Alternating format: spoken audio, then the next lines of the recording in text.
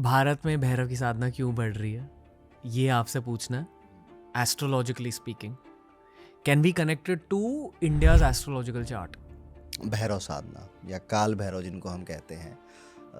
मेरी दादी एक बात कहा करती थी कि जब भी मैं घर में कोई भी उनसे बोलता था यही दिक्कत है, ये दिक्कत हो रही है, काम नहीं बन रहा है, तो दादी बोलती थी थोड़ा सा मैथिली में कि जो देवत हैं वही हलो करिए।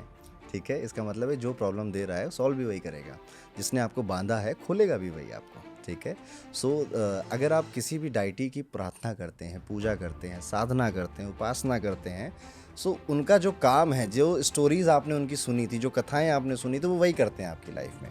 सो फॉर मी काल भैरव इज़ डिस्ट्रक्शन।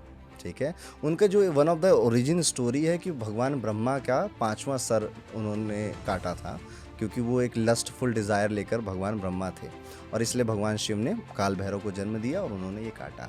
सो जब आप मेडिटेट करते हो या जब भी आप किसी सही रास्ते पे जाने लग जाओगे, सो जो नेगेटिव फोर्सेस हैं, थॉट्स हैं, वो आके आपको रोकते हैं। दे डोंट वांट टू कि इतने स्मूथली कैसे जा रहे हो बेटा। सो इफ़ काल भैरव, यू आर डूइंग काल भैरव साधना, आप इसीलिए कर रहे हो कि ये जो थॉट्स हैं उनको डिस्ट्रक्ट कर दो, इनका डिस्ट्रक्शन कर दो, निगेटिविटी का डिस्ट्रक्शन कर दो। तो फॉर मी काल भैरव साधना इज दिस। एंड आप बहुत फेमस हो काल भैरव साधना के लिए, और आपने फेमस किया है इसको इंडिया में, मैं कहूँगा पॉडकास्ट के। तो कैसा एक्सपीरियंस रहा? फियरलेसनेस जो राजेश नंदी कहते रहते हैं, ये पहले मुझे लगता था कि डिटैचमेंट है चीज़ों से, बट एक्चुअली मतलब मुझे आउटकम से आजकल ज़्यादा मतलब नहीं है। एट द सेम टाइम बीच में ना, जब काल भैरव साधना बहुत बढ़ी थी, मुझे गुस्सा भी बहुत आ रहा था, एंड एक्चुअली गुस्सा बढ़ा है लाइफ में। तो मैंने राजेश जी से बात करी थी इसके बारे में, तो उन्होंने कहा कि अपने भैरव जाप के बाद एक माला ओम नमः शिवाय की करो।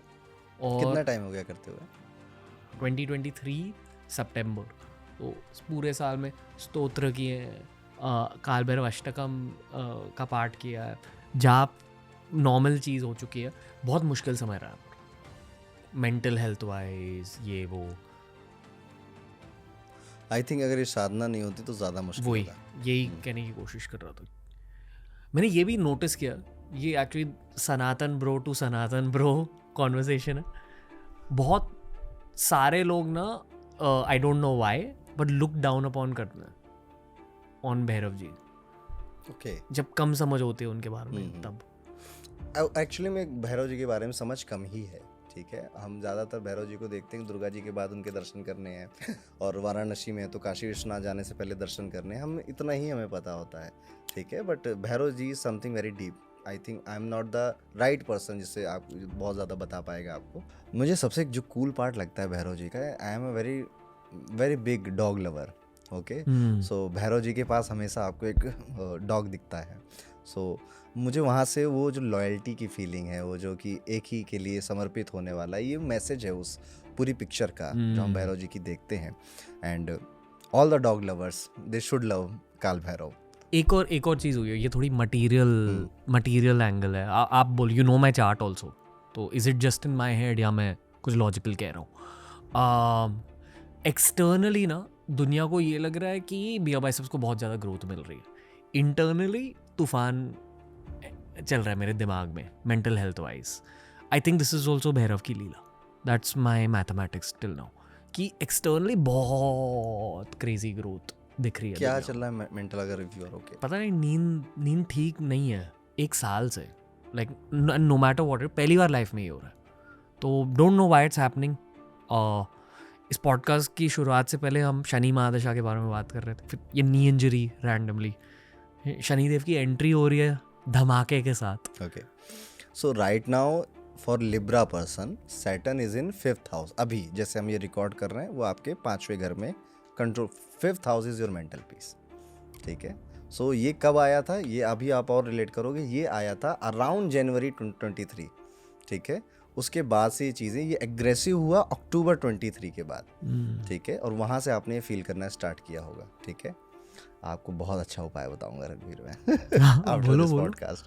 ठीक है, सो आप करना। अभी क्या है, ये जो आपका फील कर रहे हो ना, इट इज़ वेरी टेम्परेरी। ये मार्च के बाद काफ़ी बेहतर हो जाएगा, जब ये सैटर्न आपके 5th हाउस को छोड़ देगा और 6th हाउस में चला जाएगा। 6th हाउस क्या होता है? 6th हाउस इज जो घुट पैरों में चोट लगी आपके, 6th house is job, 6th house is सेवा, रोग रिपु ऋण, ये सारी चीज़ें हैं। तो सैटर्न अभी आपको सेवा भाव में ले जाएगा एंड यू विल फील कि अर्ज एक आएगी मन में आपके कि मुझे कुछ करना है फॉर सेवा पर्सन। सेवा is not always religious, you can even help many people with your knowledge, with your suggestion and advice. This is also a सेवा जिसके लिए आप चार्ज नहीं कर रहे हो। तो आप ऐसी एक्टिविटीज़ देखना खूब करोगे और यही रेमेडी है आपके लिए। अगर ज्योतिष में बहुत सारी रेमेडीज़ बस समझ की होती हैं कि आपको किस तरह से एक्ट करना है, क्या चीज़ें ज़्यादा करनी है और क्या चीज़ें होंगी ये आप फोकस कर पाओ। ठीक है, तो ये अभी 6th हाउस है, और कोई बात नहीं। आपकी ज़िंदगी में किसी डेटी की एंट्री हुई है? मेरे लिए हनुमान जी हमेशा से बहुत खास रहे और आज भी हैं। ठीक है, और मेरे स्कूल लाइफ, कॉलेज लाइफ में हनुमान जी से मैं काफ़ी अटैच था और मैंने इस स्टोरीज़ ऑनलाइन काफ़ी बताई भी हनुमान जी के बारे में, अपने कनेक्शन के बारे में। वो आज भी फील होता है। और सूर्यदेव, मैं सूर्य को जल बहुत चढ़ाया, बहुत सालों से चढ़ाया। आई थिंक अभी बहुत साल हो गए, 12-15 साल हो गए भगवान सूर्य को जल चढ़ाते हुए। And I feel the difference. Surya is fame, Surya is leadership quality, conversation, communication skills, ये सब इम्प्रूव होती हैं आप सूर्य को जब जल चढ़ाते हैं। दिन में कभी भी कर सकते हैं? नो, फिर ऐसा नहीं कि आप 1 बजे सो के उठ रहे हो तो आप चढ़ा दो। सूर्य को जल चढ़ाना है तो आपको जो आइडियल तरीका है दैट इज़ ब्रह्म मुहूर्त, जब सूर्य उगा भी नहीं है और बस उसकी लालिमा आपको दिखाई दे रही है, वो आइडियल है। बट वो बहुत लोगों के लिए प्रैक्टिकली पॉसिबल नहीं हो पाएगा। सो जो सुबह 6 के 8 का टाइम है, भगवान सूर्य को आपको तब जल चढ़ाना चाहिए और आप एक मंत्र बोलें, ओम श्रीम सूर्याय नमः, 11 बार बोलें और जल चढ़ाएं। और जल चढ़ाते समय पूरा हाथ ऊपर होना चाहिए, यहाँ से नहीं चढ़ाना, नीचे ऐसे नहीं करना, पूरा ऊपर से चढ़ाना, प्रॉपर और स्लो धीरे धीरे। जो धार होती है पानी वो टूटे ना, इतना ध्यान रखना है बस। ठीक है, एंड पानी जो गिर रहा है, अब यहाँ पे श्रद्धा का विषय है कि वो जो पानी गिर रहा है ऐसी जगह पे ना गिरे जहाँ पे कोई नाली है या बार बार लोग वहाँ से गुजरेंगे। पानी जो है वो किसी गमले में गिरे, किसी ऐसी जगह गिरे जहाँ पे लोग ज़्यादा आते जाते नहीं हैं।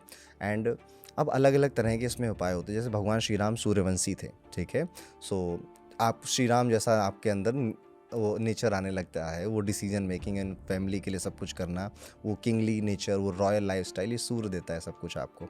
और कुछ चावल आप जल में डाल के ज़रूर भगवान सूर्य को चढ़ाएं।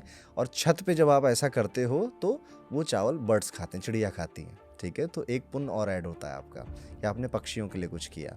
तो ये इस तरह की रेमेडी है। किसको करना चाहिए ये हर किसी को करना चाहिए, नो मैटर आपका चार्ट क्या है, आप शनि के हो, मंगल के हो, doesn't matter, everybody should do this. Suryadev की बातें कम होती हैं आजकल, क्यों? आई डोंट नो क्यों बातें कम होती है। सूर्य इज़ द वेरी इंपॉर्टेंट, वो तो प्रत्यक्ष देवता है। जब ये पूरी ह्यूमन काइंड बना तो जो पहला देवता माना गया वो भगवान सूर्य ही थे। लोगों को बहुत नॉलेज नहीं थी। आप सोचो आदिवासियों का टाइम सोचो, पहली ल्यूमिनस बॉडी उन्होंने क्या देखी होगी, दैट इज सन। उसको ही उन्होंने पूजा, उसी की प्रार्थना करी। फिर जब रात हुई तब चंद्रमा दिखाई दिया, पर सुबह तो हमेशा सूर्य ही दिखाई दिया ना। तो वो पहला देवता है सूर्य भगवान। हनुमान जी के गुरु रहे हैं सूर्य भगवान। और जितने भी ये नक्षत्र की कहानी है, शुरुआत भगवान सूर्य से होती है। अश्विनी कुमार ये सूर्य के पुत्र हैं दोनों, अश्विनी नक्षत्र। और शनि, यमराज, ये सब सूर्य के पुत्र हैं। ठीक है, और देखिए इन्हीं की कहानियों में ज्योतिष घूमता है राजा के आसपास। ठीक है, इस तरह से ये बहुत इंपॉर्टेंट प्लेनेट है, वेरी इंपॉर्टेंट। सूर्य को नेचुरल आत्मा कारक बोला गया। आपकी आत्मा का सुख कहाँ छुपा है ये सूर्य बताता है। जिस हाउस में बैठा है उस हाउस के काम आप करो तो आपको सबसे ज़्यादा फुलफिल फील होता है। ओके, तो ये सूर्य वेरी इंपॉर्टेंट प्लेनेट। आपने यहाँ एक्चुअली सूर्य देव की साधना शेयर की है। ये भी सब तंत्र ही होता है जो आपने। Even if you are chanting Hanuman Chalisa, you are worshipping भगवान सूर्य। ठीक है, उसमें भगवान सूर्य के वो तो आपने सुनी होंगी रील की लेंथ बताई गई अर्थ से and moon and all. But Hanuman ji शिष्य रहे हैं सूर्यदेव के, और सूर्यदेव ने उन्हें चलते चलते सिखाया है। वो उन्होंने कहा कि मेरे पास टाइम नहीं है, मैं ट्रैवल करूंगा, तुम्हें सीखना है तो मेरे साथ। This is the true nature of a Guru.